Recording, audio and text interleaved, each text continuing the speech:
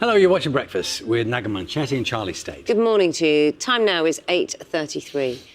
The prime suspect in Madeleine McCann's disappearance has been freed from prison in Germany. Christian Bruckner, who was jailed for the rape of an elderly woman in Portugal 20 years ago, has denied any involvement in the case. Well, following his release, the German tabloid Bild published new images of the 48-year-old smoking a cigarette, eating food, with his ankle tag visible. Former police officer Jim Gamble led a review into the handling of Madeleine's disappearance and is now head of the safeguarding group INIC and joins us now. Thank you very much for your time with us this morning, Jim Gamble. Jim, in terms of his release, of Bruckner's release, what does this say about how he is being viewed in Germany by the authorities?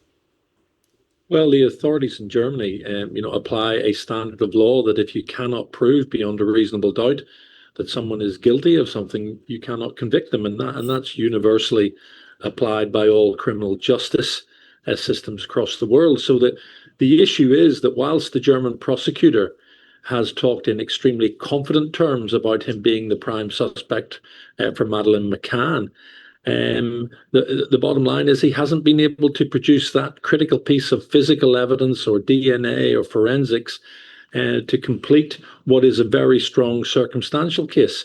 And at this moment in time, as with everyone, Christian Bruckner is innocent until proven guilty of the Madeleine McCann case. Now, he's guilty of many other things, but he's innocent until proven guilty of this case. When you were working on this case, the former head of the Child Exploitation and Online Protection Command Centre until 2010, and that oversaw the UK review into Madeleine's case. Knowing that he was the prime suspect, knowing it couldn't, or it hadn't yet, or it could not be proven of any involvement of his involvement, what was that like in terms of your motivation in terms of trying to find answers regarding the disappearance of Madeleine McCann? Well, the 2010 review was commissioned by the then Home Secretary, Alan Johnson, and that was to look at whether there were any investigative opportunities that had been lost.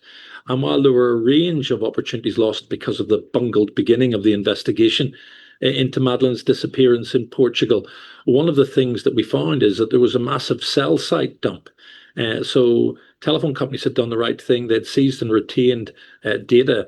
It wouldn't give you the content of conversations, but it would tell you where phones were, when, and who those phones were in contact with. Now, you've got to wind forward nearly a decade after that discovery to the time when the German police identified Christian Bruckner as a suspect. He had been amongst many, many, many people with that type of background regarding sexual offences that had been looked at. So the case against Bruckner is built not only on the fact that he fitted the profile for someone like this. He's about 17 previous offences, including child sex abuse, possession of child sex abuse material, and of course, as we know, rape, as well as burglary of holiday homes. So when you think of that profile, it fits. Then you take his mobile phone. The mobile phone that's attributed to him could be placed within 30 to 60 minutes of the commission of the crime, within proximity to the crime scene. So a very, very powerful circumstantial case. And the German prosecutors have clearly been looking all of this time for a physical piece of evidence to link him to it, and they haven't been able to do that. That's why you've seen these exhaustive searches and them revisiting search sites to search them again, because as science and technology develops, it changes. The one thing I would say to you is this, Naga. Of course, he is a prime suspect, but he's innocent until proven guilty. In my experience, when you become so fundamentally fixated on looking at one person who you think is to blame, and they may well be, but when you become so tunnel vision-like in that, you can be looking left instead of looking right. And it's really important that not only the German police, but others keep an open mind so that someone doesn't escape while people are looking the other way. And I think that's the critical difference between the German police investigation and that of the Metropolitan Police. Germans are treating this as a murder investigation. Metropolitan Police are treating it as a missing persons investigation. And I think the other thing I'd say about Christian Bruckner is Clearly, the Metropolitan Police see him as a person of interest, as they issued an international letter of request to interview him, which Bruckner, of course, declined. So just before I let you go, what is the latest now on the investigation? Well, I mean, I don't have an insight into the investigation. What I do know is that, notwithstanding the fact that Bruckner has been released, that he is under very, very strict conditions. He's had his passport removed. He has to live at a residence that is his primary residence, informed to the police. He cannot leave the country. He's got electronic tagging in place, and there'll be certain zones that he can be in and can't be in.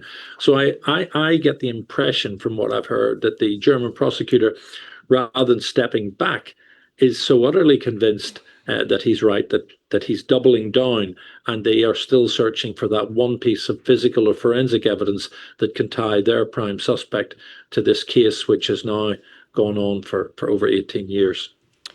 Jim Gamble, former senior police officer, chief executive of Unique Safeguarding Group, thank you very much for your time with us here on BBC Breakfast. Thank you. Time now is 8:39. And it's great, Jake, that we can look forward to you racing again. No, thank you. In the future, going up to future competitions like LA. Thanks, Jake. Congratulations. The brilliant Jake Whiteman. Yeah. Brilliant. I love the fact they did gold by lovely man. Spandau Ballet and karaoke there. That's I know. fantastic. What a lovely man. But it really yeah. gave us some insights as well into kind of how they think. The team bus. You just wouldn't. You've you got all imagine? these elite athletes, and they pop them on a minibus, and they're all just sitting there, just not talking to each You other. don't hear ahead of about the all the final. pain they go through for years. I mean, someone who knows about all the pain is Keely Hodgkinson and her injury she's played today, and isn't she's she? back on track today. The heats for the 800 metres. One of the highlights on the BBC from 10:30 BBC Two. Mike, thanks very much.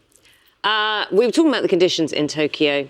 Terrible for athletes in many senses. They would love it here at the moment, I reckon. 8:52. Sir John Rutter is the choral composer behind some of our most cherished Christmas carols. He's also conducted the choirs at several royal weddings. And now, for the first time, Sir John is swapping the choir for a full orchestra with the release of his new album.